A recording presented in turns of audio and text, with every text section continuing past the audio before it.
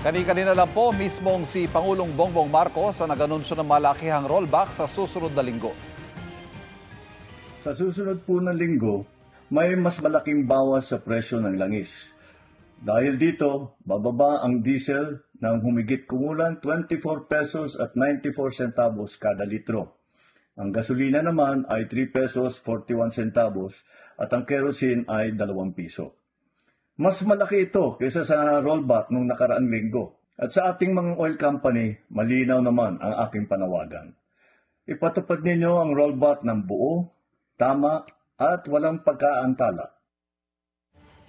Sabi pa ng Pangulo, tuloy din ang 10 pisong diskwento sa mga PUV.